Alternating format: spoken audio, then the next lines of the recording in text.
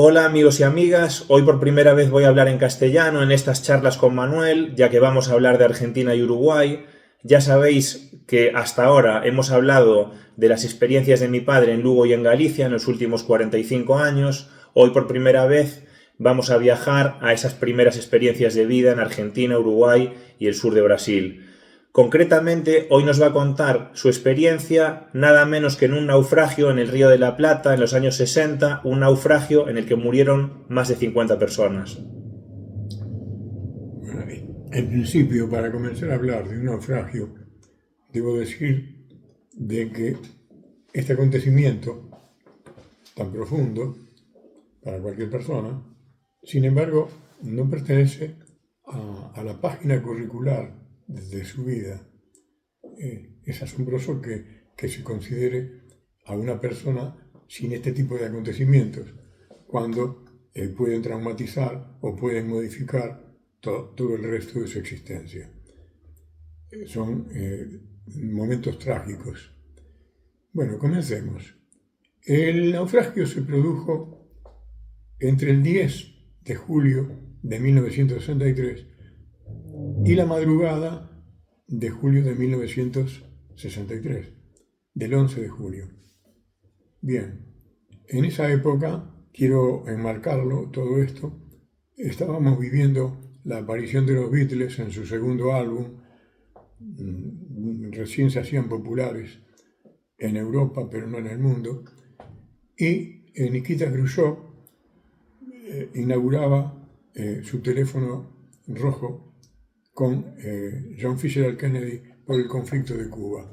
Simultáneamente, en el año 68, posteriormente a esto, se produjo el gran cambio de la juventud en París. Bien, el naufragio se inició con tranquilidad, porque nadie podía suponer el hundimiento de un buque en el Río de la Plata, 300 kilómetros lentos que transcurrían con un pasaje que iba viajando pero gozando de lo que sucedía en ese buque toda la noche, con un casino, restaurante, bares, música, etc. ¿no? Bien, todo tranquilo. La gente finalmente se fue a dormir y a las 4 de la mañana, por lo menos en mi caso personal, quiero relatarlo en primera persona, sentí arriba, arriba, arriba. Bueno, no me asusté, porque ya digo, nadie podía calcular que se podía naufragar. Pensé que había sido algún accidente. Y me levanté y por si acaso calculé dónde estaba el salvavidas, pero no lo recogí. Me fui arriba y me encontré con la gente que comenzaba a estar asustada porque a la vez los tripulantes no aparecían por ningún lado.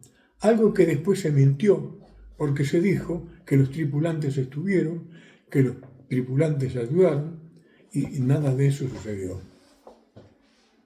No había pánico todavía. El pánico se produjo cuando en un momento determinado se produjo fuego en la proa. Los pocos botes que había fueron en principio ocupados por tripulantes que iban borrachos y con botellas porque se habían asustado y se habían alcoholizado más de lo debido. Y se iban en los botes que correspondían a los pasajeros. Todo eso no se contó, como no se contó tampoco la salvajada que se produjo entre la gente que estaba. Uno supone, en las películas por lo menos se dice, niños, mujeres y ancianos primero. Ahí niños, ancianos y mujeres no existían para nada. Tanto mujeres como hombres golpeaban como podían. Era una salvajada, ¿no? Cada cual se defendía como podía. Rápidamente fuimos a buscar, los que más o menos teníamos conciencia de lo que estaba sucediendo, los salvavidas abajo, y nos encontramos con otra pelea. Para conseguir un salvavidas había que golpear a alguien. Bueno, finalmente conseguí un salvavidas, subí, pero comencé a reflexionar, viendo el agua, que los salvavidas no son salvavidas. Pueden ayudar a salvar una vida, pero no salvan vidas. El agua es móvil y uno empieza a tomar traguitos de agua y se muere sin necesidad que tenga que hundirse totalmente. Puede estar flotando, como después vi a muchos, porque yo finalmente con un grupo de jóvenes que había, entre ellos uno muy conocido, un tal Borges, un jugador de Peñarol que había sido transferido al Racing Club de Avellaneda y que en ese momento era muy famoso por sus goles, etc. Lo cierto es que entre cuatro encontramos un banco plegable con cuerdas que podía ser tirado y uno podía flotar sin necesidad de ir en los botes, claro que con el agua, ¿no? Bien, una serie de acontecimientos que se produjeron fueron todo eso de las mentiras que después se dijeron, ¿no? Por ejemplo, el abate Pierre, un famoso religioso que decía ser salvador de los niños, tuvo una anécdota terrorífica con un grupo de gente que se acercó, estábamos cerca de todo ello, y se acercaron porque él estaba encima de una madera larga, ¿no?, que podía servir para 3 o 4 personas, como mínimo, agarrándose de ella. El abate Pierre, sentado en la madera, le dijo: esta madera es mía, soy el abate Pierre. El abate Pierre, que después decía que amaba la vida, que amaba a los niños, que amaba a las personas. Bueno, una de las contradicciones, ¿no? La otra contradicción fue todo lo que se dijo alrededor del naufragio, porque no murieron 53 o 58 pasajeros. Murieron cerca de 80, porque no se contaron los pasajeros que habían ido, dada la niebla, y que no salían los aviones. Fueron todos a poder entrar en el buque cuando ya estaba cancelada la lista. Es decir, que los dejaron entrar sin estar en la lista. De todas ellas tiene que haber habido muertos, que después se habrá comprobado, pero no se oficializó la publicidad de los hechos. Todavía se sigue hablando de los 50 y tantos, cuando los pasajeros todos calculábamos entre 75 y 80, ¿no? Bien, pero lo fundamental que queda de todo esto, que fue una tragedia, es lo que queda de modificación que he visto en otros que han hablado de gente de que iba en el buque, que todavía siguen hablando, bueno, hasta los que viven, porque la mayoría han muerto, tenían que ser muy jóvenes para estar viviendo. Yo pertenecía al grupo de los jóvenes y tengo 90.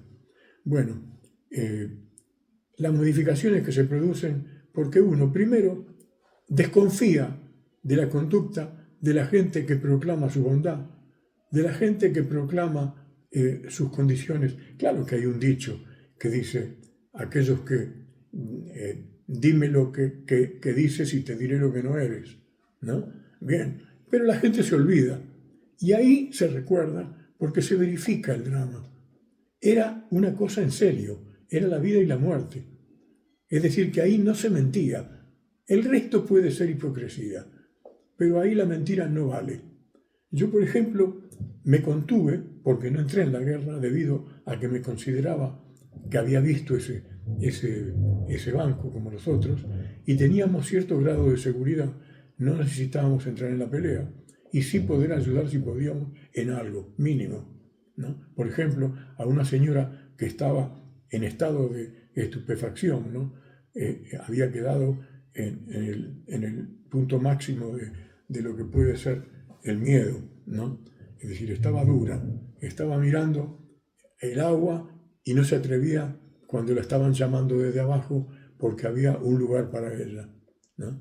Yo lo único que hice, la miré, la mujer me miró, le pegué un empujón, la mujer se fue al agua y se salvó, porque después la encontré y la mujer me abrazaba, quería que conociera a sus hijos, a su marido, eran de Mar del Plata. Bueno, en resumidas cuentas, este fue un naufragio que quiero en este momento recordar para dignificar el hecho, el valor que tiene la experiencia.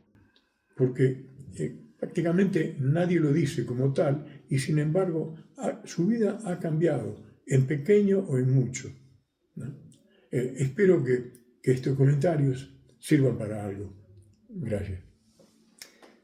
Pues lo dicho, agradecemos comentarios tanto sobre este acontecimiento del naufragio del buque Ciudad de Asunción, como también comentarios, sugerencias, preguntas de cara a las siguientes charlas. La semana que viene en principio haremos la siguiente, así que lo dicho, se agradece mucho la interacción porque nos ayuda un poco a encauzar todo lo siguiente que venga.